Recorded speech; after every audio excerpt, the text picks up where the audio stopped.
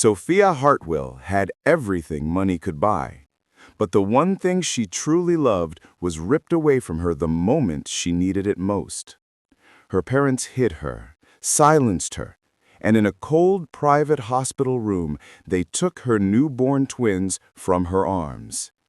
5 years later, the boy she once loved returns, not as the poor kid her parents rejected, but as a man shaped by heartbreak and sacrifice. And together, they set out to find the children stolen from them.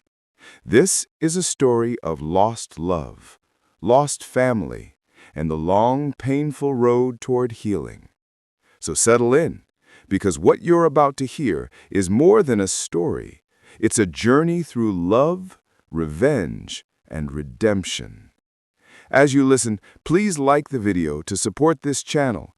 Comment your location so I know where you're watching from, and subscribe to have more stories come your way. Now let's get back to the story. At 18, Sophia Hartwell lived in a world most people only saw on TV. Her parents were billionaires who owned hotels, business towers, and even a private jet. She grew up surrounded by staff who spoke softly and doors that opened automatically.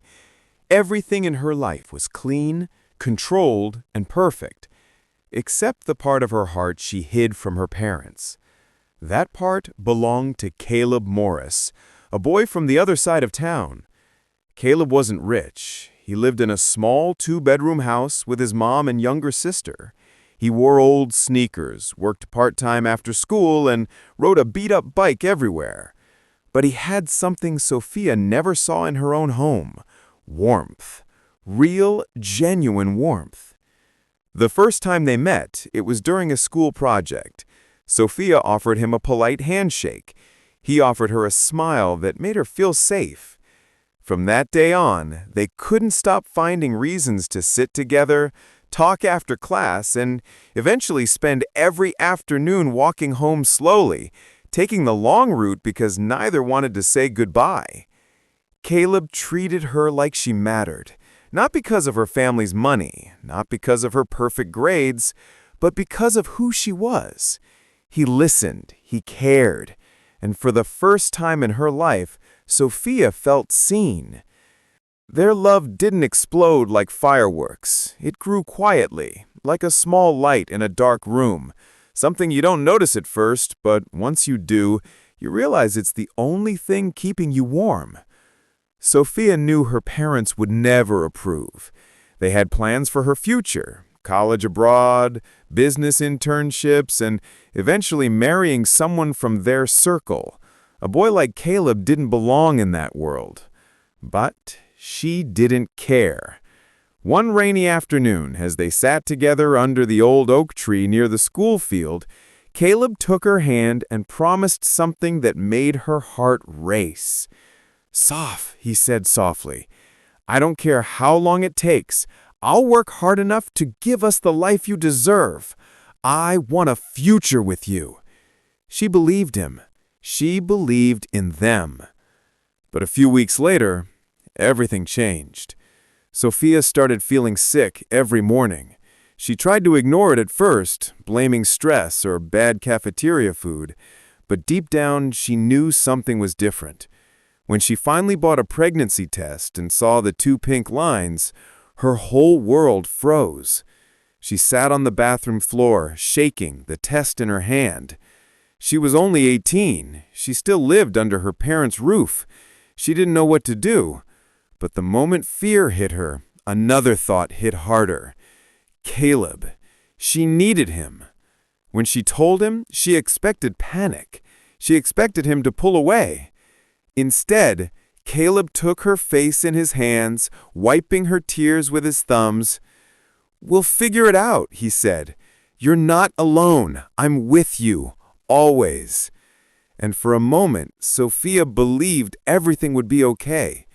They made secret plans, Caleb picking up extra jobs, Sophia searching online for small apartments, and both of them imagining life with a baby. They even laughed once, dreaming about what their child might look like. But dreams are fragile things. Sophia thought she had more time before her parents would find out. She thought she could stay hidden, stay careful, stay small. She was wrong. Her mother noticed first. The faint weight gain, the change in her mood, the way she held her stomach when she thought no one was looking. And once suspicion formed, the Hartwell family machine went into motion. Sophia didn't know it yet, but the love she fought so hard to protect was about to be ripped apart.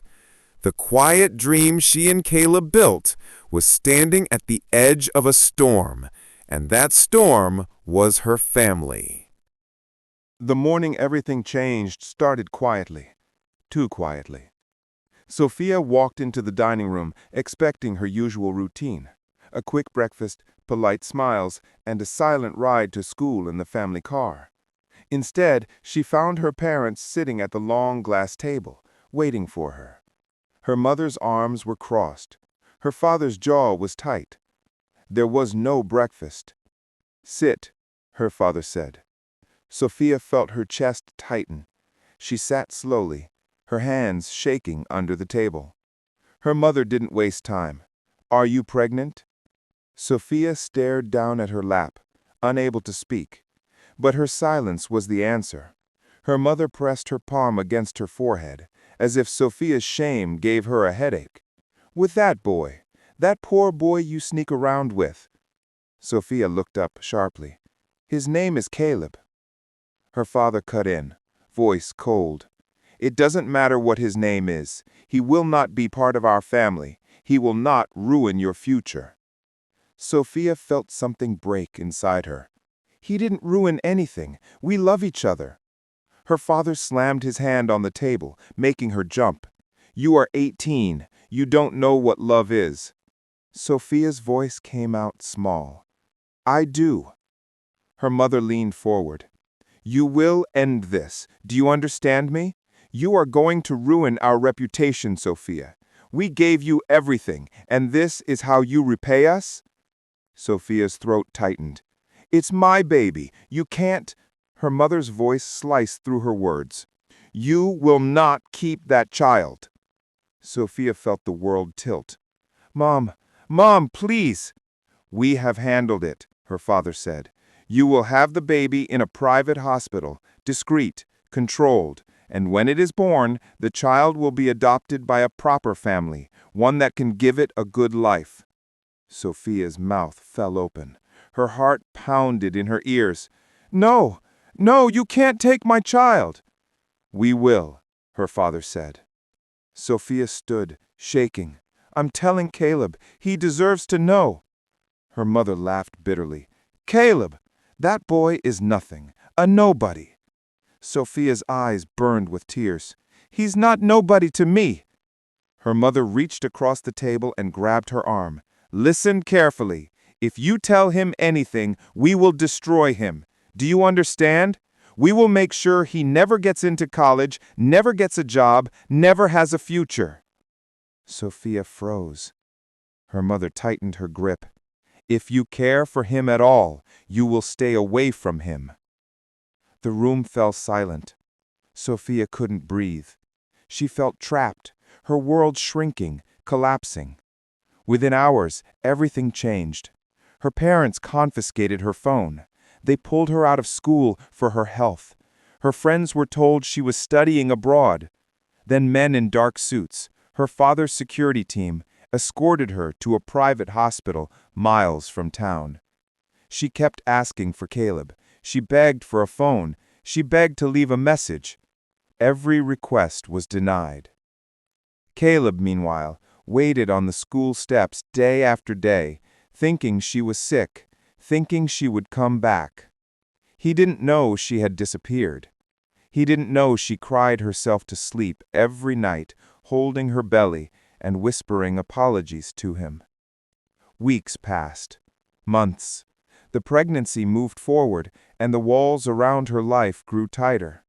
Her parents visited only to supervise, criticize, and remind her of what would happen to the babies once they were born. And then came the day in the image, the moment that would haunt Sophia forever. She was in a sterile hospital room, weak from labor, holding her newborns in trembling arms. Tears streamed down her face. The babies were tiny, warm, perfect. She whispered, "I love you," over and over. Her mother stood in front of her, arms crossed, expression cold. Her father beside her, emotionless. A nurse held a clipboard, waiting. She cried, begging, "Please don't take them, please, they're mine." But her parents didn't move. They didn't comfort her. They didn't care. They were there for one thing: to take her children away. And Sophia, still bleeding, still shaking, still barely conscious, was powerless to stop them. The morning after Sophia gave birth felt unreal, like she had woken up inside a nightmare she couldn't escape. The smell of antiseptic filled the room, and the soft beeping of hospital machines echoed around her. She felt weak, her body aching from labor, but her arms still tightened protectively around her newborn twins. A boy and a girl.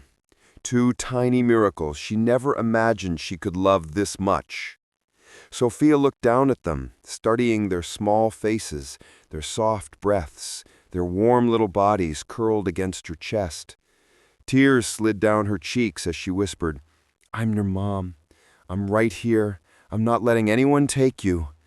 But even as she said the words, fear twisted inside her, because she knew her parents were coming. The door opened without a knock. Her father walked in first, dressed in a dark suit that didn't belong in a maternity ward. Behind him came her mother, eyes sharp, arms crossed. A nurse entered last, holding a clipboard and wearing a stiff, uncomfortable expression. Sophia clutched her twins tighter. "Please, please don't do this." Her mother didn't answer. She stared at the babies as though they were an inconvenience. Her father stepped closer to the bed. "Sophia, it's time." "No!" Sophia cried, her voice breaking. "You said I could hold them longer." "You've held them enough," her mother said coldly. "This is already harder than it needs to be." Sophia shook her head violently. "You can't! They're my babies! I'm their mother!" The nurse looked uncomfortable, but her voice was firm. "We need you to sign the final papers, Miss Hartwell." Sophia stared at the pen held out toward her. Her hands trembled so badly she could barely breathe. Her father's voice dropped to a deadly calm. "If you do not sign, the hospital will handle it through legal channels, but the result will be the same." Sophia's mouth quivered. "You're monsters." Her mother's response was icy. "We're protecting you. You're too young, too naive, and this boy, this poor boy, dragged you into something ridiculous." Caleb. Just thinking his name made her chest crack open. She wished he were there. She wished he could burst through the door, scoop her and the babies into his arms and run. But he didn't know she was here. He didn't even know the twins had been born. They made sure of that. Sophia looked down at her twins again. Their tiny fingers curled against her hospital gown. Their skin was still warm from birth. She memorized every detail, terrified she would forget. "I'm so sorry to you," she whispered to them. "I didn't want this. I didn't choose this." The nurse cleared her throat softly. "Miss, please." Sophia sobbed as her father took the clipboard and placed it on her lap. Her hand shook uncontrollably as he forced the pen into her fingers. "Sophia, sign the papers," he said quietly. Her mind screamed, "Don't do it." Every part of her heart begged her to run. But her parents had built walls around her life. Money, lawyers, security, threats. She had no escape, no support, no voice. Her tears fell onto the papers as she scribbled her name. The moment the pen dropped from her fingers, everything blurred. Her mother nodded to the nurse. "Take them." Sophia screamed, "No, please, please don't." The nurse hesitated, her eyes softening, but her orders held her in place. She reached out gently, apologetically. Sophia clutched her babies tighter.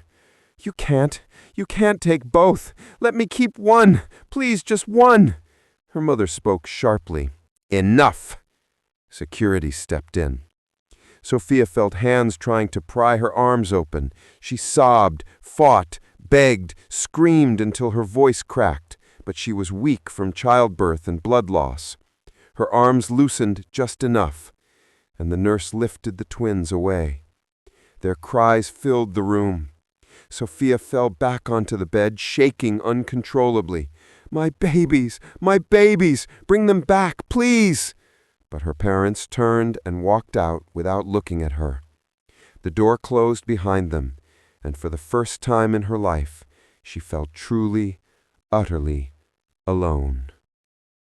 Caleb Morris stood at the bus stop, drenched in cold rain, staring at the school entrance where he and Sophia used to meet every afternoon.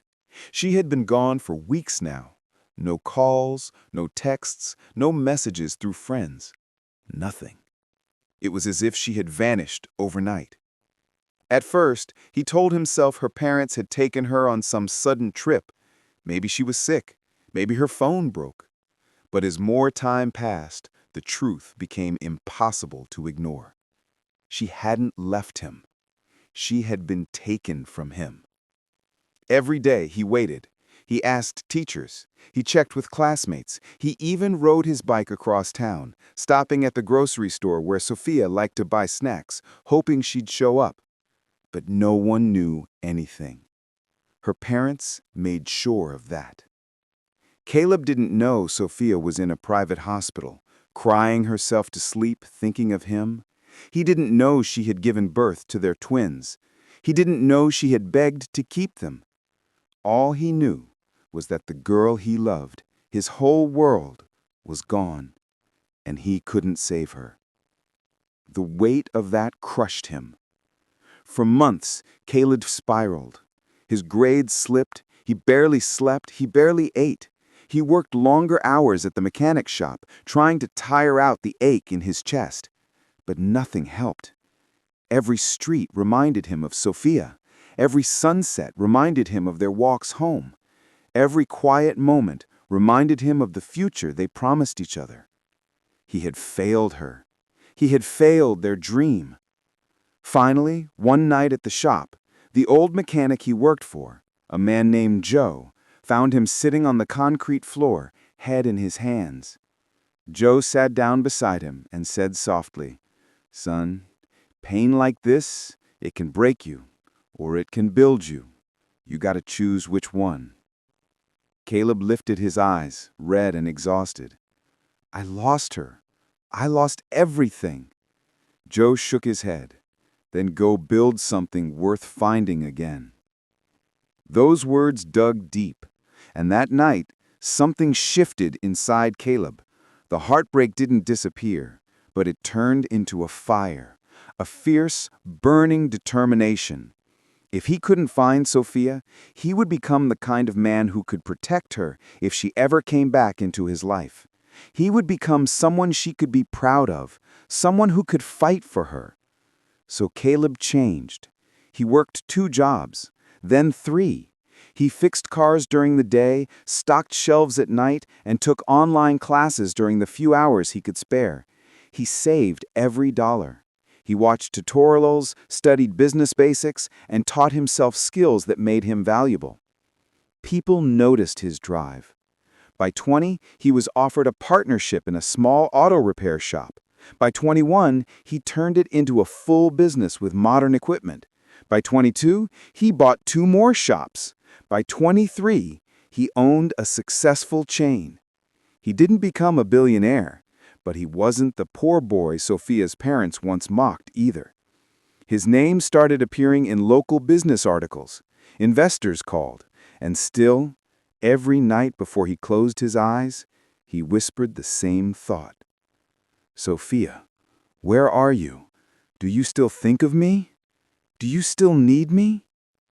Meanwhile, across town, Sophia lived in a different kind of prison. Her parents sent her overseas for recovery, but really to hide the scandal. She attended college under close supervision, surrounded by luxury she couldn't feel anymore. Nothing brought her joy. Not the fancy apartment, not the designer clothes, not the endless privileges. Her heart had died in that hospital room. She woke up at night crying for her twins, babies whose faces she tried desperately not to forget. She kept a secret notebook where she wrote letters to them, pages soaked with tears. She wondered if Caleb would hate her if he learned what happened. Sophia never stopped loving him. She never stopped grieving. And for 5 long years, she never stopped hoping he would find her. Then, one quiet afternoon, when the sky was soft and gray, a familiar name appeared on a news interview playing on a cafe television near her apartment. Local entrepreneur Caleb Morris expands business empire again. Sophia froze. She pressed her hand to her mouth. He was alive. He was successful. He was still here. And on the other side of the city, Caleb looked out the window of his office, feeling something shift in the air. Something he couldn't explain. 2 broken hearts were finally moving back toward each other. Their story wasn't over. Not yet. The next morning, Caleb and Sophia sat at his kitchen table, their hands linked like the night before. A warm cup of coffee sat untouched in front of her. Neither of them had slept much. The hope of finding their twins kept them awake, but so did the fear of what they might discover. Caleb opened a folder full of papers, notes, adoption forms, and contact numbers he had gathered overnight. "We start here," he said gently. "This hospital, these agencies, we're going to follow every lead." Sophia nodded, though her fingers trembled. "I'm scared," she whispered. Caleb reached out and wiped a tear from her cheek. "We'll face it together. I'm not going anywhere this time." Their search began immediately. They went first to the private hospital where the twins were born. Sophia felt a chill as they walked through the glass doors, the same doors she had been pushed through 5 years earlier, with no choice, no freedom, no voice. The receptionist looked at the file Caleb handed her and flipped through it slowly. When she reached the date of birth, her polite smile faded. "I'm sorry," the woman said. "These records are sealed. The adoption was private. Legally, I can't release anything." Sophia leaned forward, her voice trembling. "Please, I'm their mother." The woman looked genuinely sympathetic, but she shook her head. "I wish I could help, but the law won't allow it." Caleb tried next. "There has to be someone you can contact, a supervisor, a lawyer, anyone?" But the answer remained the same. No information, no exceptions. They left the hospital with Sophia crying quietly and Caleb wrapping his arms around her as they stood in the parking lot. He whispered, "Don't give up. This is only the first door." The next weeks became a blur of phone calls, home visits, and folders full of dead ends. They went to adoption centers. They met with private investigators. They visited lawyers who explained how sealed records worked. They contacted social services, hoping someone might remember the twins. Everywhere they turned, they heard the same thing. "We have nothing. The records are confidential. We can't help you." Sophia felt hope slipping through her fingers like sand. One night after a long day of searching, she broke down in Caleb's living room. Her cries echoed against the walls. "It's my fault," she sobbed. "If I had run away, if I had fought harder, they would still be with us." Caleb knelt in front of her, gently lifting her chin. "Sophia, listen to me. You were a scared teenager with no support. They forced you. None of this is your fault." She shook her head, wiping tears. "I'm their mother. I should have protected them." He pulled her into his chest and held her tightly. "You survived something impossible. I'm proud of you. And we're still fighting. We're still trying." But it got harder. Months passed. The twins would be 5 now, walking, talking, starting school. The thought of missing their first steps, their first words, their birthdays, it crushed Sophia's soul. One afternoon, a private investigator finally returned their call. Caleb and Sophia rushed into his office, hearts pounding.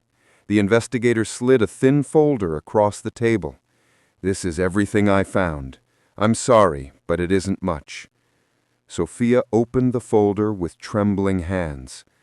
Inside were only 2 documents: the twins' birth record numbers, blacked out with legal bars, and a note confirming the adoption was handled by a private agency that no longer existed.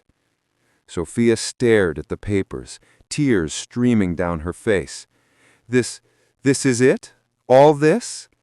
The investigator looked at her with soft eyes. "The adoptive family requested complete confidentiality. They paid for privacy. The trail ends there." Caleb closed his eyes, jaw clenching so hard it shook.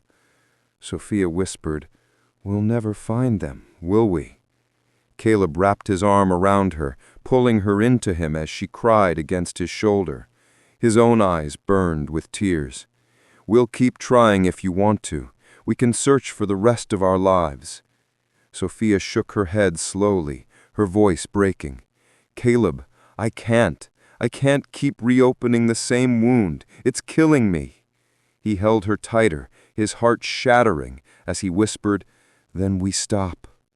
And in that moment, sitting together in a small office filled with silence, they mourned the children they never got to raise, the family that was stolen from them, and the years they could never get back.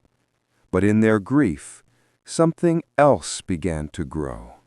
A need for healing, a need for peace, a need to build a future together, even with the pain of the past still echoing in their hearts.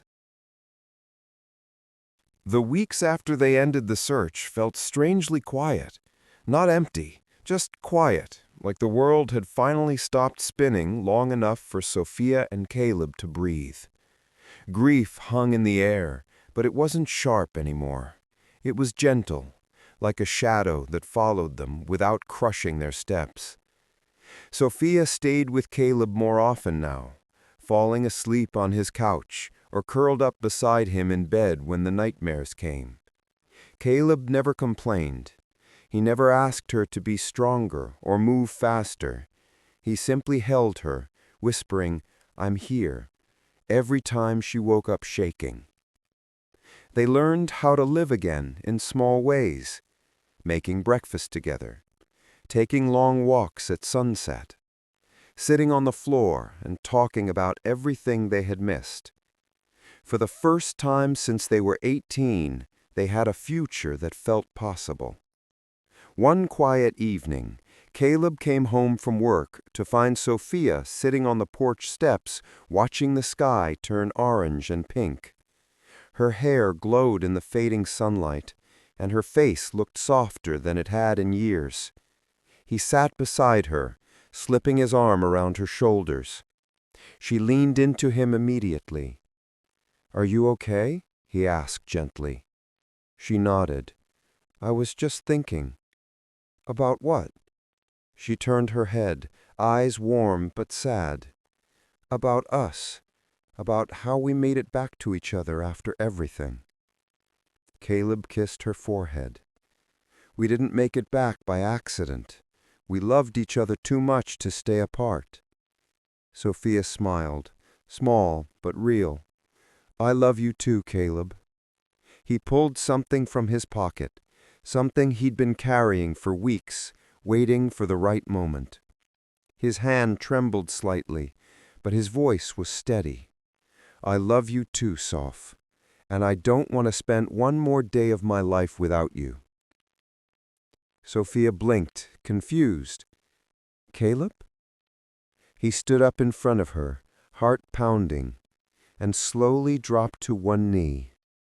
Sophia gasped, her hands flying to her mouth.